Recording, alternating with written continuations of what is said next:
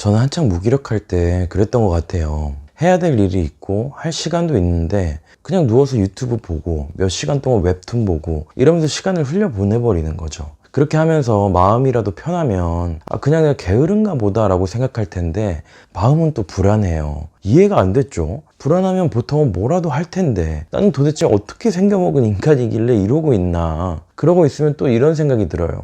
친구들은 다 잘 살고 있는 것 같은데, 일도 잘하고 연애나 결혼도 잘하고 잘 지내는 것 같은데 나는 왜 이러고 있을까? 조급한 마음이 더 불안하게 만들고, 불안하지만 아무것도 하지 않으면서 고통을 받는 악순환. 이 악순환을 빠져나오는 게 정말 쉽지 않은 것 같아요. 일단 산책부터 해라. 작은 성공 경험을 쌓아라. 혼자 있지 말고 사람을 만나라. 그게 되면 좋죠. 근데 그게 됐으면 이렇게 이 영상 보면서 고민하고 있을까요? 근데 여러분, 거기에서 빠져나오는 방법이 있습니다. 제가 겪었고 심리치료사로서 내담자분들을 도와드리면서 목격했던 조금 더 근본적인 방법을 여러분과 이야기해 보려고 하니까 잘 들어보시고 한번 꼭 시도해 보셨으면 좋겠어요. 뭘 해야 되는지 얘기하기 전에 절대 하면 안 되는 것부터 얘기해 보려고 합니다. 바로 자책, 자기 비하, 자기 혐오 이런 걸 하면 안 돼요.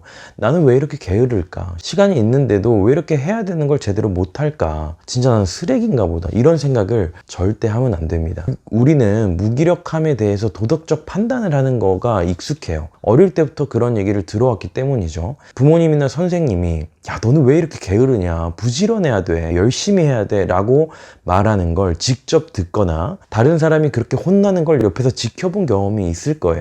이 말이 완전히 틀린 말은 아니에요. 도움이 될 때도 있죠. 근데 문제는 이런 도덕적 판단이 오히려 더 깊은 무기력으로 빠져들게 만드는 경우가 훨씬 더 많다는 거예요. 심리상담에서 무기력한 분들을 만나서 상담을 하면서 이런 이미지가 그려질 때가 있어요. 채찍질을 하고 있는 내가 있고 그 채찍을 맞고 있는 내가 있어요. 맞고 있는 내가 다리에 힘이 있을 때는 채찍 때리면 채찍 맞기 싫어서 앞으로 갑니다. 그런데 힘이 없을 때 채찍을 때리면 어떻게 될까요? 앞으로 가지는 못하고 등만 더 패이는 거예요.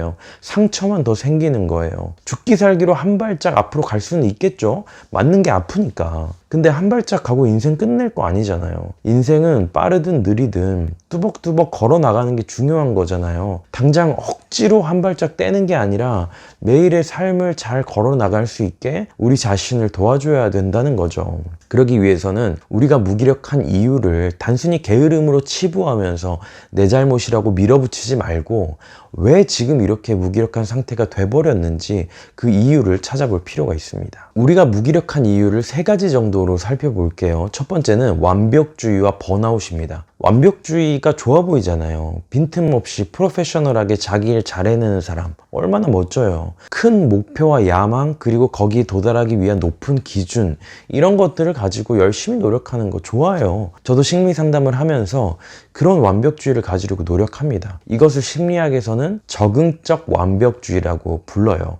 근데 완벽주의가 종류가 하나 더 있거든요. 우리를 힘들게 하는 완벽주의가 바로 이 2번째 종류입니다. 이걸 뭐라고 하냐면 부적응적 완벽주의 라고 해요. 부적응적 완벽주의도 똑같이 높은 목표와 기준을 갖고 있습니다. 그런데 하나가 더 있어요. 바로 실패에 대한 걱정이 엄청나게 크다는 거예요. 완벽이라는 기준에 다가가려고 하면 당연히 얼마나 많은 시도와 피드백과 성장이 있어야겠어요.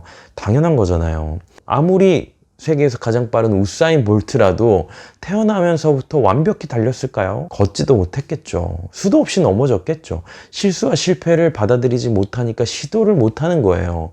시도를 하려고 힘을 내면 실패에 대한 두려움이 몰려와서 시도를 못하게 하고 이 마음속에 갈등이 계속되면서 결국 뭔가를 할 감정적 에너지가 남아있지 않게 되는 거 완벽주의와 번아웃이라고 할 수 있습니다. 여기서 한 발짝만 더 나가볼게요. 그럼 도대체 그 실패와 실수가 왜 그렇게 걱정이 될까요? 진짜 완벽하게 하고 싶으면 실수하든 실패하든 상관없이 그냥 계속 될 때까지 하면 되잖아요. 근데 그게 안 되고 실패와 실수가 걱정이 되는 이유를 심리학에서 연구해 봤어요. 뭐였을까요? 바로 평가에 대한 염려였다는 거예요. 평가 염려. 쉽게 말해서 다른 사람이 나를 어떻게 볼까? 내 친구들이 나를 어떻게 볼까? 부모님이 나를 어떻게 볼까? 심지어는 잘 알지도 못하는 불특정 다수의 사람들이 나를 어떻게 볼까? 이 두려움이 있었다는 거예요. 여러분이 지금 무기력하다면 이 마음이 있지 않은지 한번 생각해 보시면 좋을 것 같아요. 무기력의 2번째 이유, 희망이 보이지 않는 마음, 우울입니다. 우울증에 대한 상담 치료 방법 중에 가장 과학적으로 연구가 많이 된 방법이고, 뭐 이 분야에 관심이 있으신 분들은 한 번쯤 들어보신 적이 있을 거예요. 인지행동 치료, 영어로 CBT라고 하는 게 있죠.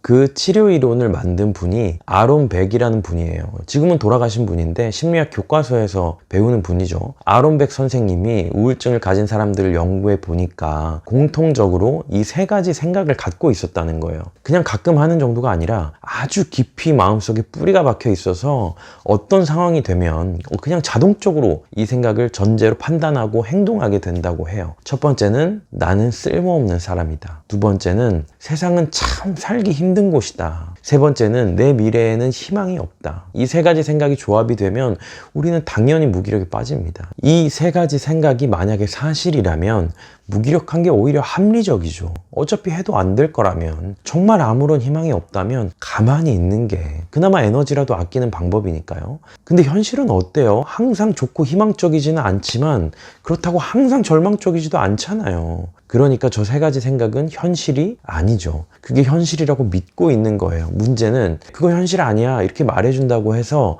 이 뿌리 깊은 믿음이 바뀌질 않는다는 거예요. 이미 알고 있을 거예요. 이런 생각을 경험하시는 분들도 이미 알고 있을 거예요.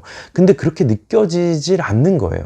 느낌, 무기력을 극복하려면 이 느낌을 바꿀 수 있어야 될 거예요. 세 번째는 심리학자 에리 프롬이 한 말이에요. 에리 프롬은 뭐 소유냐 존재냐 아니면 뭐 사랑의 기술 이런 책으로 유명한 심리학의 거장 중 한 명이죠. 이분은 무기력의 원인을 뭐라고 하냐면 타인의 욕망을 따르기 때문이라고 합니다. 그리고 무기력이란 것은 진짜 삶을 살지 못하는 무능력의 결과라고 말해요. 진짜 삶이란 거는 내 욕망이 뭔지 알고 그 욕망을 실현하는, 최소한 실현하려고 노력을 해가는 삶이잖아요. 그거 외에 사실 인생에 뭐가 있어요. 근데 그렇게 살지 못할 때 무기력이 찾아온다는 거예요. 내가 원하는 삶이 아니야. 그리고 심지어는 내가 뭘 원하는지도 몰라. 원하는 능력, 무언가를 원하는 능력을 잃어버린 거죠. 프롬은 또 이렇게 얘기를 해요. 인간의 본질은 답하는 능력이 아니라 질문하는 능력이라고요. 근데 계속 답만 하면서 살아온 거예요. 부모가 요구하는 거, 학교가 요구하는 거, 사회가 요구하는 거, 종교가 요구하는 거, 그것들에 대해서 답을 엄청나게 잘해서 인정도 받고 돈도 벌고 성과도 냈어요. 근데 그 성과가 고맙지 않은 거예요.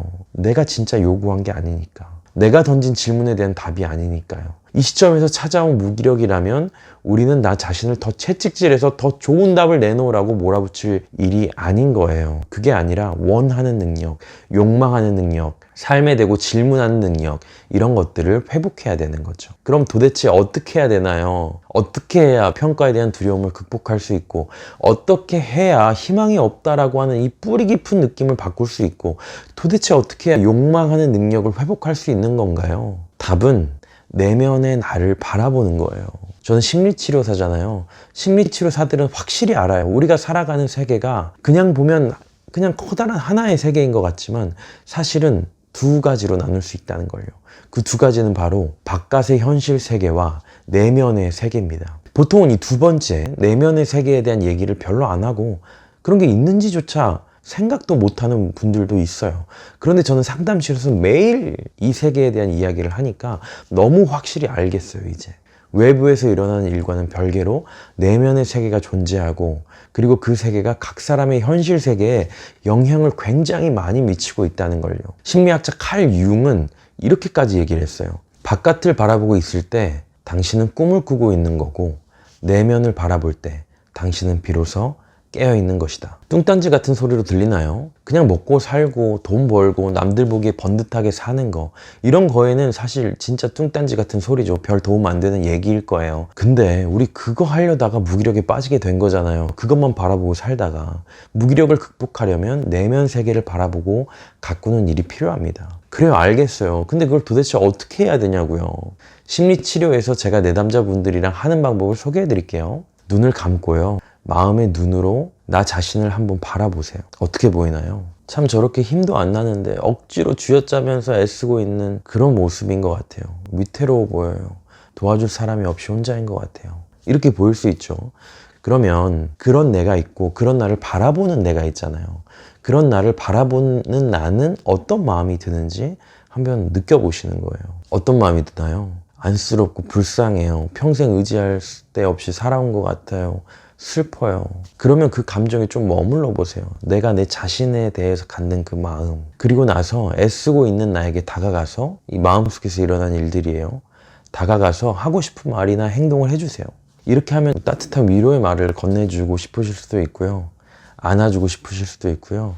그 공간에서, 그 마음에 갇혀있는 공간에서 데리고 나가서 산책하면서 힘을 주고 싶다고 하는 생각이 들 수도 있어요. 이 작업을 할 때 주의해야 할 점은 뭐냐면요. 바라보는 나의 상태는 친절하고 궁금해하는 상태여야 된다는 거예요. 그 바라봄의 대상이 되는 나를. 자, 여러분 여기까지 하시니까 알겠죠? 이 순간에는 바라보는 내가 있고 바라봄의 대상이 되는 내가 있는 거예요. 이 현실 세계를 살아가는 나, 그리고 그런 나를 바라보는 나. 이런 바라보는 나를 심리학에서는 관찰적 자아라고 얘기를 합니다. 배경 자아라고 얘기를 하기도 하고요. 이 관찰적 자아를 가지게 되는 게 내면 세계를 탐색하게 되는 첫 발걸음이고, 사실 그게 이 바라보는 나, 어떤 분들은 참 나라고도 얘기를 하는데, 그런 내가 나를 따뜻한 시선으로 호기심을 가지고 바라보게 될 때 많은 그 심리적인 문제가 해결이 돼요. 그리고 그 바라보는 나의 상태일 때 머리로만 나를 분석하는 게 아니고 진짜 마음으로 이런 나의 내면을 만나게 되는 그런 만남도 일어나게 되고요. 이런 내면의 작업들을 충분히 하고 경험이 쌓이게 될 때 우리는 두려움, 절망감, 가짜 삶, 이런 것에서 벗어나서 무기력을 극복할 수가 있어요. 이런 과정을 제가 실시간으로 도와드리면서 하는 게 심리치료 작업이고요. 이게 처음 하면 잘 안 될 수 있거든요. 근데 운동하면서 조금씩 근육 생기듯이 하면 할수록 내 내면을 더 잘 이해할 수 있고 내면에 힘을 줄 수 있거든요. 그러니까 이 영상 끝나고 한번 가만히 앉아서 관찰적 자아의 자리에서 나를 바라보고 들여다보는 일을 해보시면 좋겠어요. 그리고 하면서 어려웠던 부분 댓글로 남겨주시면 답 드릴게요. 이 영상을 보시는 분들 다 무기력에서 벗어나서 진짜 여러분의 인생을 진하게 살아가는 분들이 되시기를 정말 마음으로 응원합니다. 다음 영상에서 또 저와 여러분의 마음에 대한 이야기 같이 나눠봐요. 다음에 또 만나요. 안녕.